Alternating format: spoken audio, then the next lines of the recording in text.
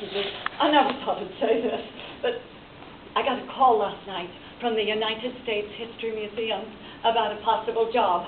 So I left them a message back. Please call me anytime in the shop after 3 p.m. It's 3:25. If they leave one message, it's okay, but if they leave two and you're not here, they'll just get someone else. Well, I left my phone here. I got a last-minute call to clean an apartment. And I didn't sleep at all last night. I mean, people should be up all night preparing for an interview with the United States History Museum. Research. There's so much of it here. So whatever they ask you, I'll be able to tell them. Maybe, until they call, I can practice with you. If it's okay? This is great, talking to people. You know, talking about the First Ladies gets me through a lot of stress. Some of my darkest moments, I've got to do it right now, if it's okay. Great, yeah, you can't talk to people when you're stuck on a subway running late. Everybody, or they answer the door, let you in to clean an apartment, and leave with a day. Oh, yeah, I clean apartments. Do odd jobs, hand out flyers, you know, this and that. But they pay good rates. Not enough to pay the rent, but regardless, I always schedule being in my sewing shop at 3 p.m. And I live here too. Working up a lot of clients takes a bit of time, but sometimes they come by unexpectedly. And as my grandmother said, you put on a little silk jacket, always be ready, focus on what you love to do. There's no limit to making your dreams come true. Just, I wish you'd get here and call before 5 o'clock so we could hear each other. It gets a little noisy around here. They just see a lot of chaos. At 5 o'clock, happy hour starts. No, not here. No, I live above a bar, and the 8th Avenue subway runs underneath too, so you got that vibration. It's chaos, you know, and I work here too. Creativity out of chaos. I thought it was just me, but Eleanor Roosevelt, people had come to her when there was a crisis, when there was chaos. She'd look at them with those great big blue eyes of hers and say, there's always a crisis. There's always chaos. Just buck up and do something useful with whatever you've got for yourself and everyone. We ought to work on something together. Eleanor Roosevelt, we ought to work on something together. 1932, it was the Depression. Nobody had a sewing shop. Nobody had nothing. She's driving down from upstate New York to New York City, stops in a gas station with two of her well-dressed friends, and a hand reaches into the car. Can you help me? Her two friends were about to scream for help when Eleanor took the man's hand and said, what is your name? Shocked that anyone would talk to him, he said, Al Kress, ma'am. Mr. Kress, what did you do before you lost your job? What kind of work did you do? I worked the land.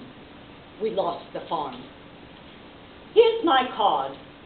If you can make it down to New York City to this address by 5:30 tomorrow night, I'd like to invite you to dinner. I may know someone who can put you to work. Well, he made it to New York.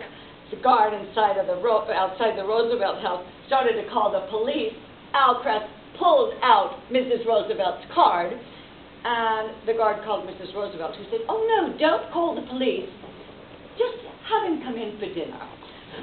He not only had dinner, but Mrs. Roosevelt called the United States Forestry Department and set up a job interview for the next day. And then she put him on the 3rd floor of the house to get a good night's sleep before a job interview. Her friends thought she was insane, that they'd be murdered in their beds at 5 in the morning. Al Kress was on a train, got the job at the Forestry Department, and 2 years later called Mrs. Roosevelt to say he had been promoted to supervisor at the United States Forestry Department. Here we go. New designs, alterations, and repairs? Oh, yes, this is Colleen. Ah, yes. Sarah McQueen said you'd be calling. That's right, Sarah McQueen, my probation officer. Yes, she said you'd be calling for an article. She didn't say it was the New York Times. Oh, yes, Sarah McQueen's a lovely probation officer. Well, after 13 years in lockup, what do you need to know about lockup? Survival techniques to take on the system? Well, that's what you do, and you have to use your imagination. Listen, you work for the New York Times? You're getting a lot of bad press. I mean, people don't like the facts or truth sometimes. This is not a leak. We ought to work on something together. No, how about I design something for you? Well, you just called me at New Designs, Alterations, and Repairs. I make my own patterns. Just the right color, fabric, flow, silhouette to have you walking out with what I call a dream design. And I got good grades. Prison.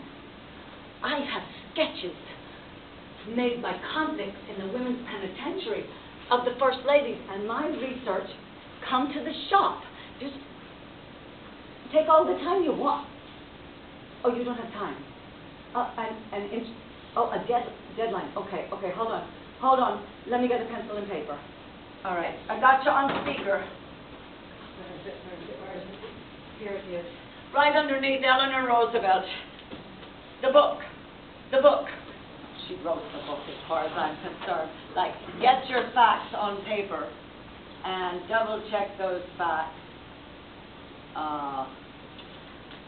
And here it is. You will build a beautiful house. If the little workmen have toolkits filled with facts and truth, no matter how difficult it is, and you will build a beautiful house where everyone is welcome. Thomas, that was a letter from her father when she was a child. Yeah, since we're on the same page with that, I've got my pencil and paper. Do you have yours? That's how she said. Do you have yours? Yeah, okay. So, what do you need to know about lockup? Yeah. I'm sorry. Excuse me, what were the what? Okay. All right, okay. 3 best things about prison. 3 best things about prison. Well, I'll tell you, I felt safe. Safe. Yeah, for 10 years preceding my entrance into the women's penitentiary, I felt unsafe. No, we're not going there. We're not going there. I'm sorry. I'm sorry. I thought you were calling to find out my survival techniques in prison. Let's stick to that. I'm sorry. Look, when you're trying to survive, some things you talk about and some things you don't. Yeah, just take the call. Call me back. Oh, I knew it.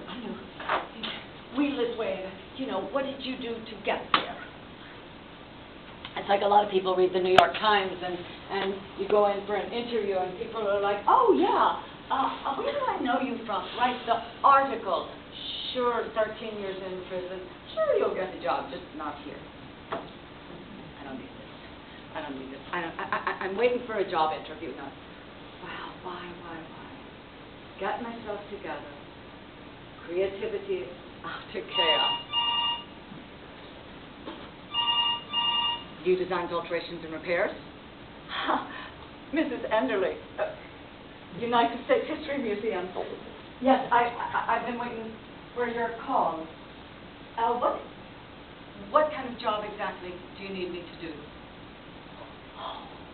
A student program for the United